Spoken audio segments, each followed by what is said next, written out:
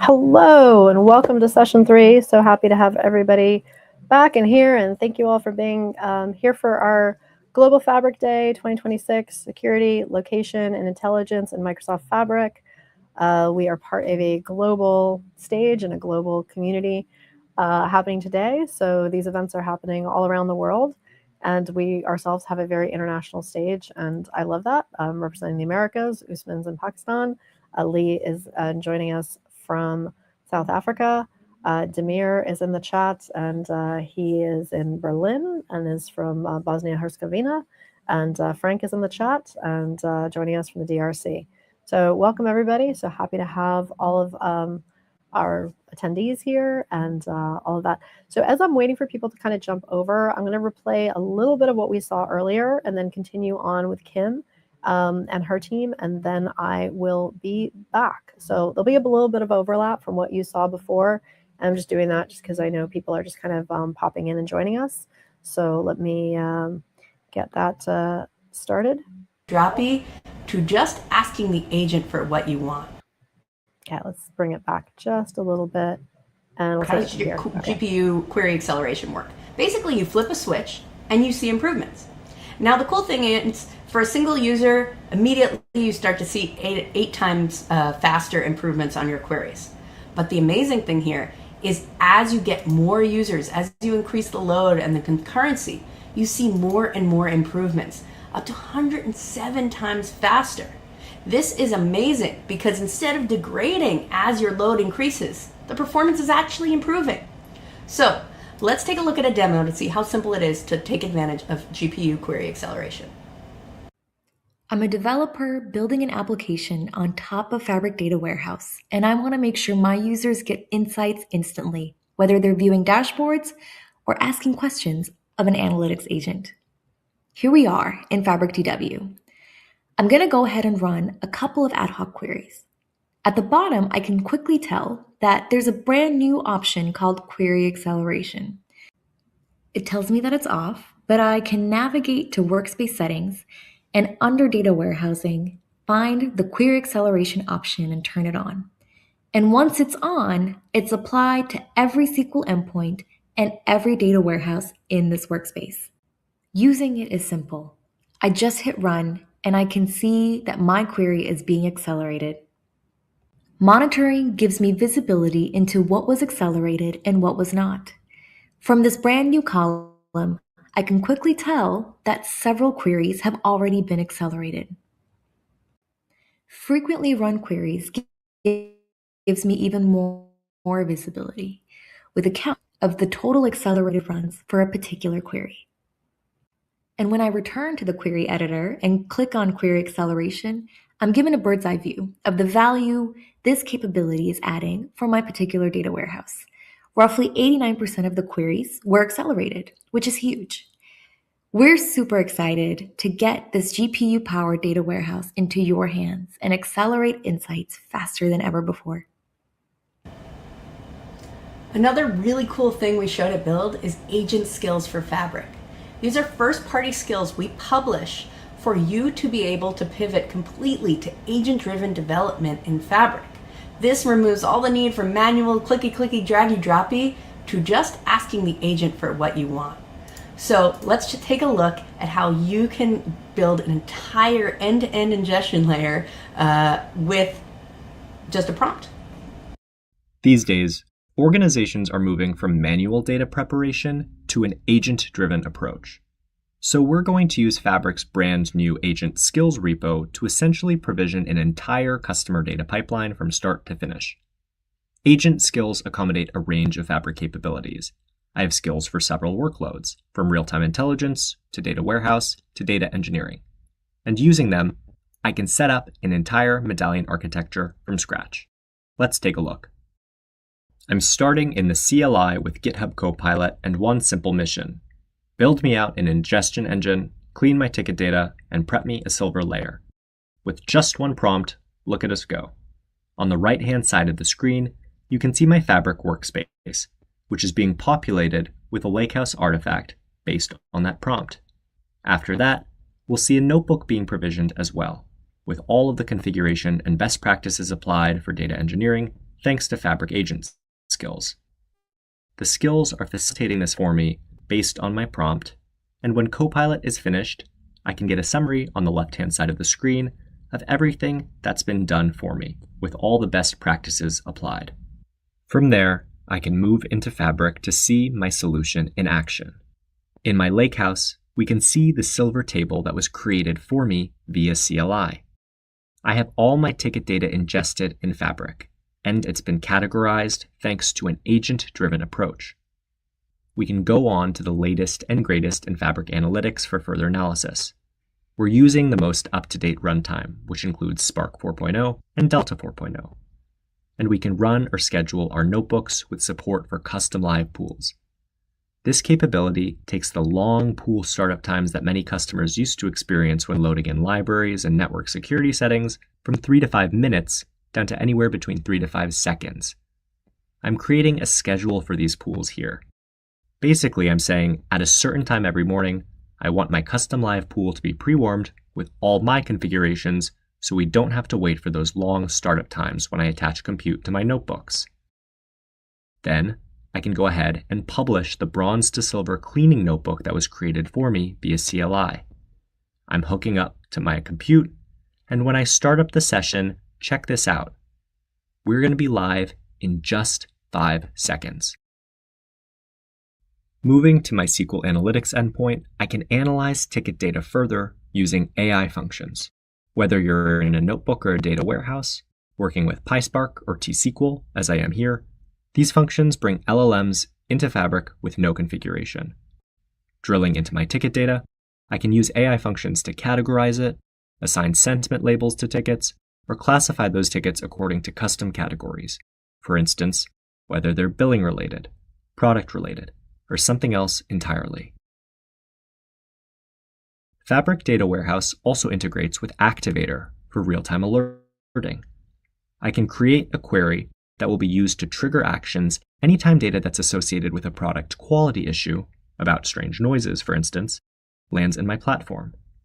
In these cases, what I want is a trigger to fire so that one of my colleagues can be notified through Teams that there's a new ticket with negative customer sentiment. Using the interface here, I can configure the columns that I'd like the rule to read and then create it. With agent skills for Fabric Analytics, we've gone from prompt engineering to operational intelligence to real-time alerting in minutes. All right, now we're done processing and harmonizing the data. The next step is to curate semantic knowledge.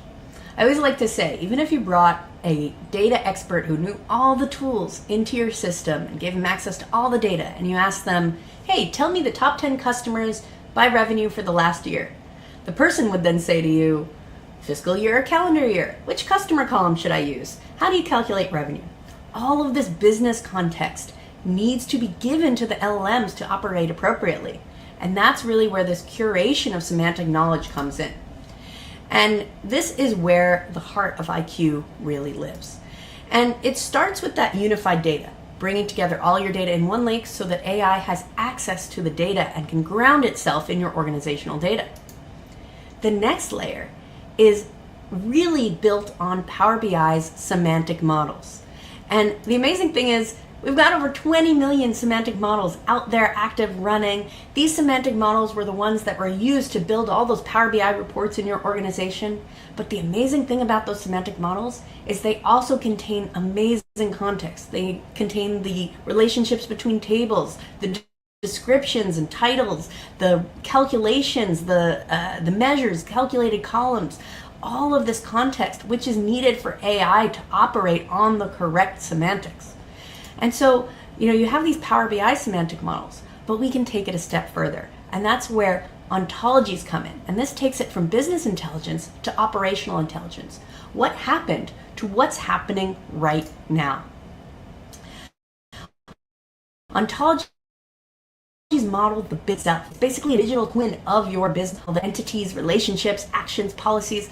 All of this gives AI a richer understanding of how the business works and what actions to take. So let's use a real life example. A retail company, let's say, who has a store and maybe a bunch of warehouses and shipping processes. And there are a ton of entities across these, right?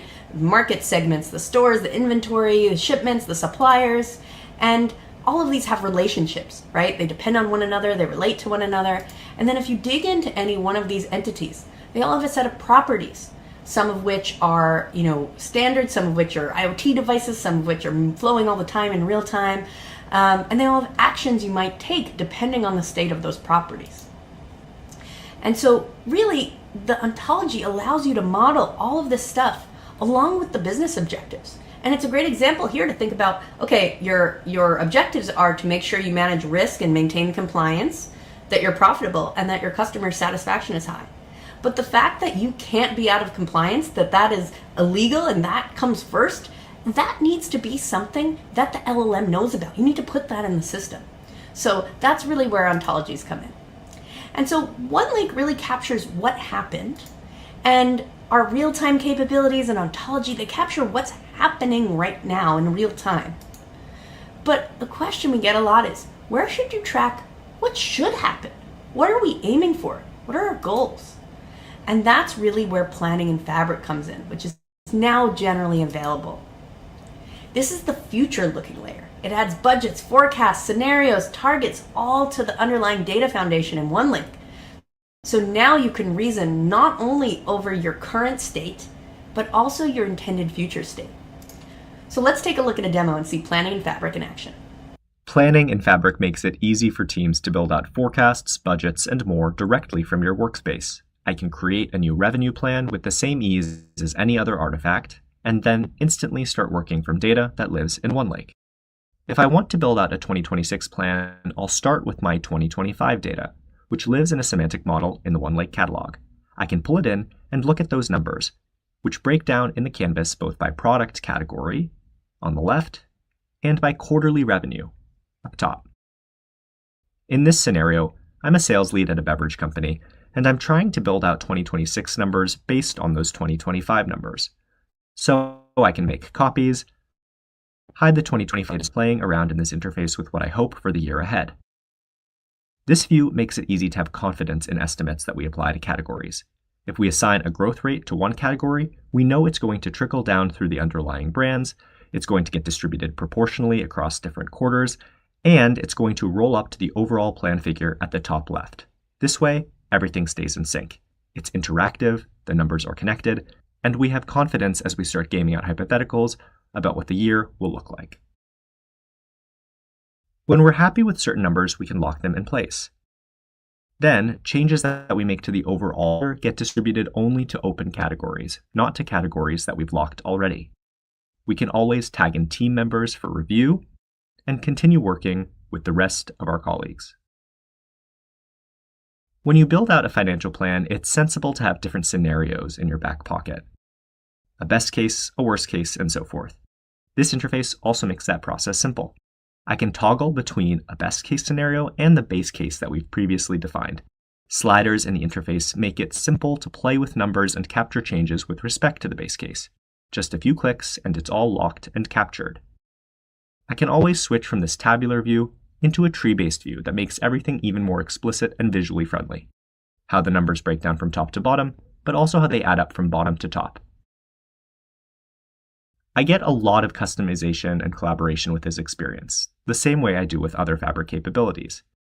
So in the interface, I can add my own columns to the plan. I can customize rules and security preferences that govern things like who can comment, who can add data, who can build in scenarios, and on and on.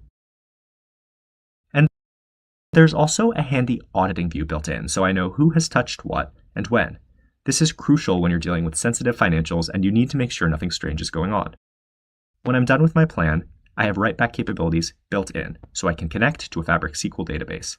We started with the semantic model, and we're ending with the SQL table. This is all integrated with OneLake. There's no gap between the planning software and the data. It lives in one place, and we now have a table corresponding to the plan we've just built. In Fabric, this plan can also be worked into our ontology. That way, the model of the business operations takes into account not just analytics data from the past and streaming signals from the present, but also a sense of where we're going. Planning in Fabric captures that future-looking angle for every employee and every agent. Okay, we're at the last step, empowering AI agents. I'm super excited about the announcements from Build on this one. This one might be my favorite feature that we announced lately, and it's called Apps in Fabric. This is the next step for agentic application building. Here you can host production-grade apps on governed data from Fabric with completely managed backend services, not just analytics artifacts. So rather than me telling you all about it, let's just get right into the demo. The Rayfin SDK makes it easy to build out enterprise-ready apps in Fabric in just a few minutes. Agentic development from the IDE, which you see here, is increasingly common, but there still tends to be a bottleneck, the backend. Setting up a database or wiring up auth is where vibe coding projects stall, and where Rayfin comes in. What you're seeing here is the result of a single command from the Rayfin CLI. I've picked a blank app template and given it a name, and now Rayfin is setting up the whole project for me. Behind the scenes, Fabric will provision the foundational resources, from a dedicated app artifact to a linked SQL database to a static hosting URL. The app will be live in seconds, with my entire backend set up and scaffolded. Then I can turn to GitHub Copilot to build out the interface of my dreams. I'll describe what I want in natural language, a delivery app with certain custom parameters, and Copilot will generate the data schema, the UI components, the pages, and the flows, all for me, wired up in code I can inspect and edit.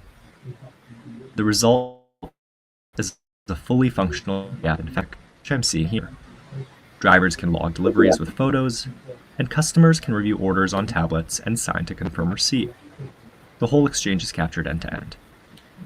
And because Fabric provides the backend, there's no separation between the app I just built and the enterprise platform where operational data lands. In my governed workspace, I can see that app artifact alongside its linked Fabric SQL database. Here's the data from that transaction starting to flow straight in. And in the OneLake catalog, my new app sits right alongside every other governed asset across the business. Instead of a proof of concept or a prototype, I get an enterprise-ready app built in minutes, something my team can use on day one, thanks to Rayfin and Apps in Fabric. It's awesome how easy it is to build applications in Fabric. And now take those applications and combine them with the power of semantic models, with all of that trusted context that you've built out in your business through your use of Power BI.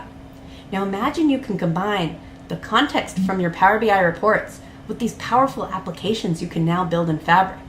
Now you can support both operational applications and analytical applications side by side on the same governed foundation. This is going to unlock a whole new way of building BI applications. Let's take a look. Thanks to the Rayfin SDK, my team just built a delivery app that lands real operational data in a Fabric SQL database. Value drop and every customer.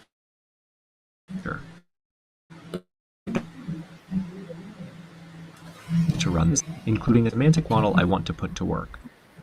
In addition to Power BI reports, I can now build custom data apps using the same Rayfin SDK that sped up my delivery app development. I'm getting started with a new app item directly in Fabric. I'll give my data app a name, and then I can choose a specific template for analysis and visualization. The app shell lays out all the next steps, including a setup prompt I can hand straight to GitHub Copilot. In VS Code, Copilot uses the Rayfin SDK to scaffold my project, wiring up auth and connecting to the assets in our governed Fabric workspace. The agent can also reach for a Power BI skill that lets it generate interactive visuals directly against my semantic models, without rebuilding the foundation my analytics team maintains. With that scaffolding ready, I can get more specific. I want to connect our customer satisfaction semantic model to the new delivery data, creating an exec view with monthly CSAT trends, a regional breakdown, and a delivery impact correlation. Copilot generates the visuals, the data joins, and more. Everything gets wired in, ready to render against live data. And when that's done, I get a live link of what's been pushed to Fabric. Back in my workspace, here's the result. An interactive dashboard pulling from both my new delivery data and the existing semantic model. It's all here. Current CSAT, on-time delivery, complaint rate, that's the full arc of what the Rayfin SDK unlocks. Operational and analytical apps in Fabric, built side by side on the same governed foundation my team trusts.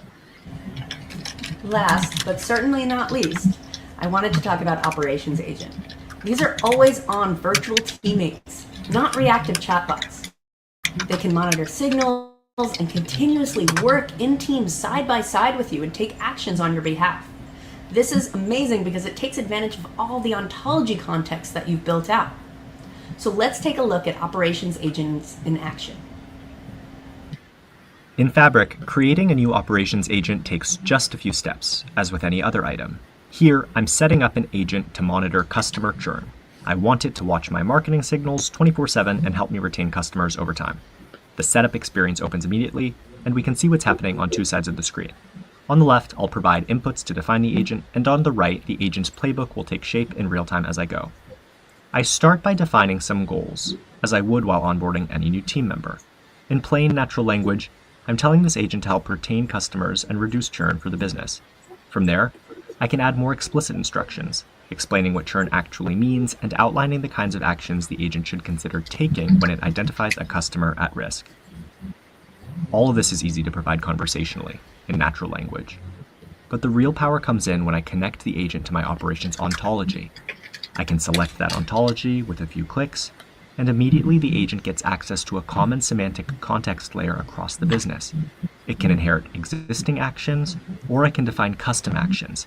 Here, I'm going to add a new action that sends promotional codes to customers at risk of churning. I'll provide a couple parameters, the customer ID, the discount amount, and just like that, I've armed the agent with a new tool to reach for when it identifies a possible churn risk. So on the left-hand side of the screen, I now should have everything I need wired up. Goals, instructions, knowledge, actions. I'll save my work and generate the agent's playbook. This playbook represents the agent's working understanding of the business, of the system, and of the data. And most important, it shows what the agent is actually going to do with all that context. With the playbook generated, we can see on the right-hand side of the screen that the agent is surfacing business terms it's picked up along the way, like customer activity, and the different properties associated with those terms. The playbook lays out the rules clearly. These are the conditions the agent is watching for, and the actions the agent can take when the conditions are met. Things look good to start, so I'll put the agent to work.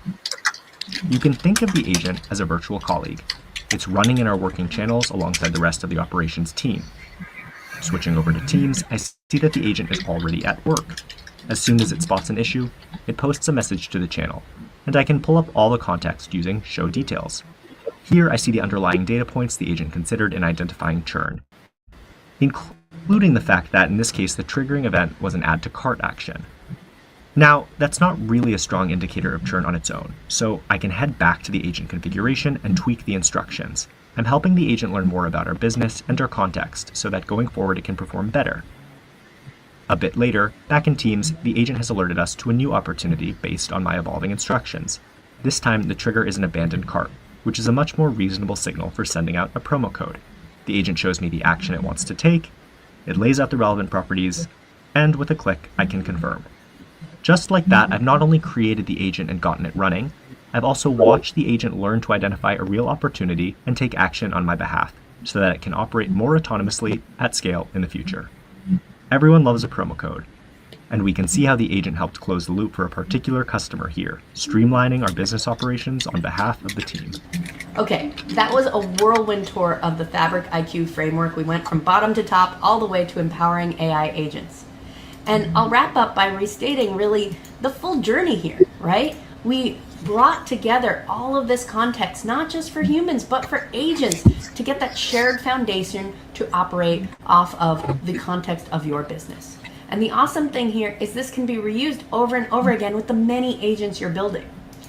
And there's a lot going on in Fabric, and there's a lot to learn. I'm super excited you're here today with us in the Global Fabric Day. And I wanted to highlight a couple key resources for you. The first is Fabric Jumpstart. This is a great way for you to accelerate your Fabric journey by getting a quick one-click install library of samples. So definitely try this one out. I also wanted to highlight Data Days, 60 days of data and AI trainings, June 15th to August 7th. A ton of totally free resources. You can connect with the community. You can learn from one another. So check out AKMS Data Days.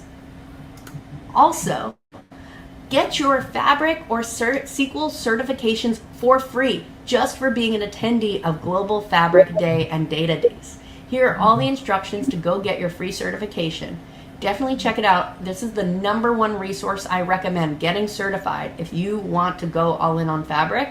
This is a great resource. You can use today's sessions as well as Data Days to learn and get ready for your certification. Thank you so much and have a great time on Global Fabric Day.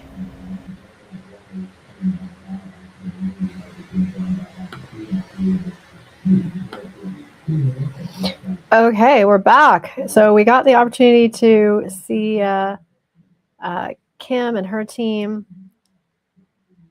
And there we are, we're back. Okay, so let us run through our content for session 3. I think she led us in really well. And let's just check in the chat, see how, okay. Okay, perfect. Yeah, if there's any questions, let us know. We obviously so happy to have everybody here and just celebrating Global Fabric Day. Again, it's such a international event. And now we're talking about sort of from data to intelligence and making, sort of, I think one thing I definitely heard a lot in graduate school was how clean the data that we were being given to analyze was. And I definitely understood this better when I got my first internship with the US Geological Survey. And I was in the wilds and I had to go get data and clean data and realize how incredibly messy data actually is. And so that's it's a very much part of what we're looking at is some of the issues of where AI and just in data in general, we expect all of this to be clean and seamless. I'm actually going to change our view here so we can just come straight into the slides. Okay, here we are.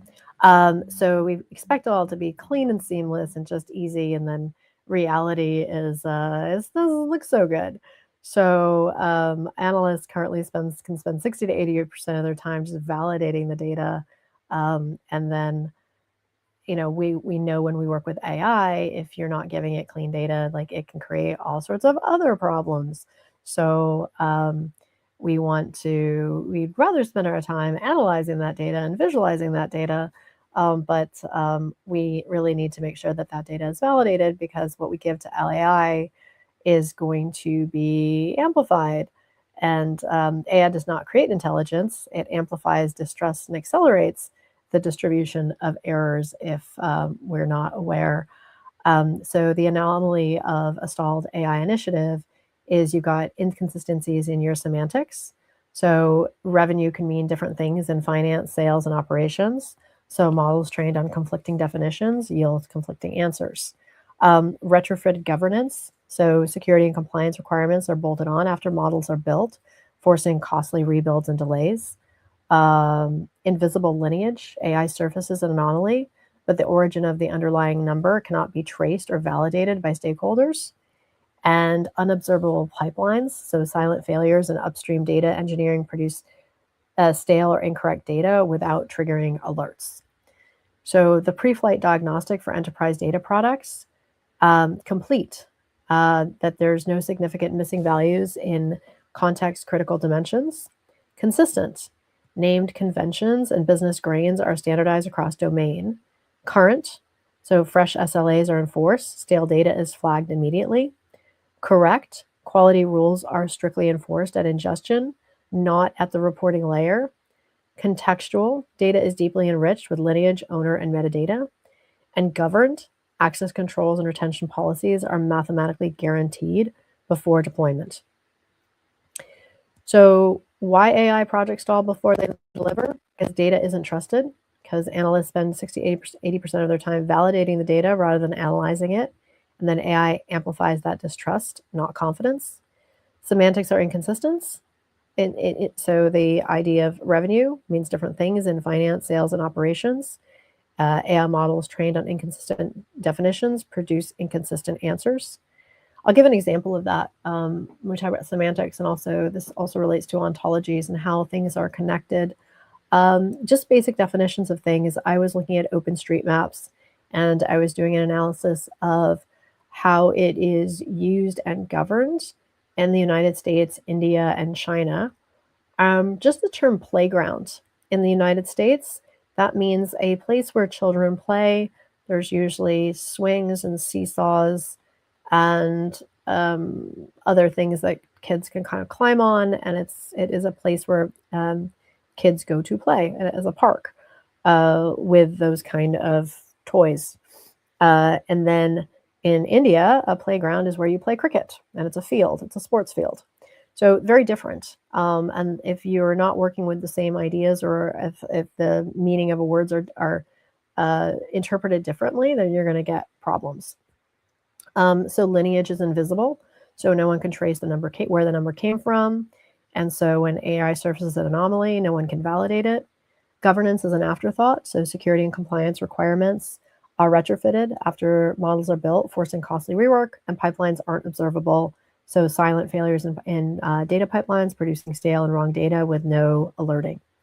So AI readiness, what your data needs to look like: complete, current, contextual, consistent, correct, and governed. And so engineering trust through 5 architectural patterns. So 1, ingest with lineage tracking. 2, quality gate at the silver transition. 3, semantic models as the ultimate truth. 4, apply sensitivity labels before serving. 5, monitor outputs for drift and anomalies. And so this is where you get your blueprint for working AI inside of Fabric. So pattern 1, automate the lineage from the first data touch. So you've got your raw data source, you're ingesting it, transforming it, validating it, enriching it, and storing it in the Fabric Data Factory pipeline, and then you get your downstream AI insight. So the mechanism is Microsoft Purview integration with Fabric Data Factory, and the outcome, you're going to get end-to-end observability. When the AI agent generates an answer, the exact origin of the data points can be mathematically traced, audited, verified by human operators. I feel like I'm missing a pattern too. Oh well, sorry. Patterns 4 and 5, secure the interface and monitor the outputs. Label before you serve, apply sensitivity labels and classifications before data is exposed to Copilot or Fabric IQ. Security travels with the data. And then monitor output drift. Set up pipeline alerts and anomaly detections on AI outputs, not just inputs. Statistical drift in AI outputs is a critical governance signal. Architectural contrast, working AI versus stalled AI. So working AI, you've got data access, traceability, quality control, and security posture. Where stalled AI, the raw tables exposed directly to Copilot, zero traceability, quality discovered and debated at reporting, which is too late, and labels applied post hoc or completely ignored. Where what we want is semantic models tightly govern. It governs data access. We want lineage actively tracked from source to final output. We want quality enforced strictly at ingestion. I want sensitivity labels applied natively before AI interaction. So make sure those semantic models governs data access, lineage tracked, data quality enforced, sensitivity labels applied, output monitoring and drift detection, and avoid raw tables, no traceability, quality validated at reporting, which is too late, labels applied ad hoc or not at all, and AI outputs reviewed manually and infrequently. So trusted AI patterns inside of Microsoft Fabric, ingest with lineage, quality gate at silver, semantic models as truth, label before you serve, and monitor the outputs. And then Microsoft Fabric is an enterprise intelligence operating system. So you're going to have business action layer, decisions made, automated, and tracked, AI and decision layer, Fabric IQ, Copilot, custom ML as trusted outputs, semantic and governance layer, semantic models, purview, lineage, and core trust layer, storage and processing layer, OneLake, Spark, SQL, real-time intelligence, and ingestion and integration layer, so pipelines, event streams, and partner connections. So with decision intelligence, we're connecting data to decisions, so your raw data to your governed lakehouse, to your semantic model, your AI IQ layer, your decision output, and your business action. But where most organizations stop is in entity resolution. They match and connect records across systems without a master data management platform. So you can use Fabric semantic model as the connector. Semantic consistency, define revenue, customer, incident, and other critical items once. Fabric enforces them across all workloads. And explainability by design, build lineage and data quality metadata into every AI output so stakeholders can audit the answer and not just consume it. And so with Fabric as the enterprise intelligence layer, it's not a data warehouse, not just a BI tool, it's a whole intelligence operating system. And that is, you've got a business action layer, an AI and decision layer, semantic and governance layer, storage and processing layer, and ingestion and integration layer. So all of that is in Fabric that makes it such a valuable tool, and why so many of us love it and are so many enterprises are using it now, because it is such a useful, and there's just, like I said, so many different parts to it, as we talk about how this decision intelligence connects data outputs to business actions. So your activation curve, so the insight traps where, again, most organizations stop, and we want to go from raw data to governed lakehouse to semantic model to AI IQ layer, and then have this insight. So where they stop is the insight without automated action. So it just becomes an expensive observation, or true decision intelligence requires operationalizing the output, embedding trusted AI insights directly into business workflows. And there you get business action and decision output that's actually useful to everybody in the decision pipeline. So the intelligence layer mandate, AI projects stall due to structural data debt, not algorithmic limitations. The 6 C's of AI readiness are mandatory, pre-flight checklist, not a suggestion. Trusted AI requires a single governed semantic model serving both BI and Copilot. Stop at insights and you fail, push through to automated decision intelligence. So our takeaways are that AI projects stall because of data problems, not AI problems. So trust, semantics, lineage, and governance come first. The 6 C's of AI readiness: complete, consistent, current, correct, contextual, governed, are all your pre-flight checklist. Trusted AI requires a governed semantic model, one definition of truth that both Power BI and Copilot consume. Decision intelligence means connecting data outputs to business actions, not just surfacing insights and stopping. And Fabric provides the tooling for all of this, but the organization must configure and enforce it. And that brings us to the end of this session. Let's see if we have some questions, or just checking in with all of you. I'm going to thank Usman, who has been such a wonderful mod, who has joined us from Pakistan, and it is super late night for you. So, and I know it is super late night for many of you who are joining around the world. So with that, we're going to say thank you and good night, and we'll let you kind of pick up as you will, if you want, our future sessions, which are all available on replay, and all of the post-event resources that we'll have. And just encourage everybody to use all of the links. And again, I'll be following up with post-event resources, and you can access replays for anything that you've missed. And I know we do cover a lot of ground, and it's quite a long event, but I just like to kind of do this just because there is a lot of ground to cover. And I just want to sort of break down the silos. And so we can integrate the data and security and location and Fabric IQ and ontologies and all of it, and data agents into our conversations. So I don't have the slides specifically available for you, Corinne, but what I will say is that what I do is do post-event resources. So if there are particular slides that you were looking for, you can always kind of come back and screenshot them through the replays, but a lot of the stuff will be available to you in our post resources. So that's why I always encourage everybody to sign up for the Luma, because that's kind of how I can communicate with all of you there. And also wanted to shout out to Lee for being such an amazing lead mod. We love having you, and you've just been so dedicated from session to session. not just for today's event, but in many of the other events that we've done as well. So just super grateful to you as well, and thank you for all that you do, and to everybody who's here.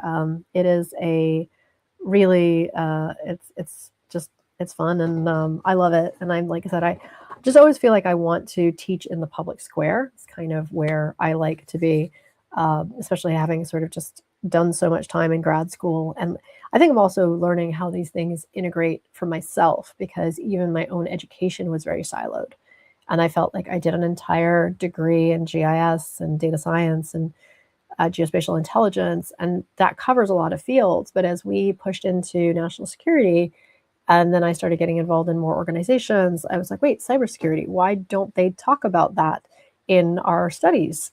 And I ended up getting a third master's specifically focused on cybersecurity and law and governance, risk, and compliance and privacy, because I did not feel that that was appropriately covered in my GIS degree.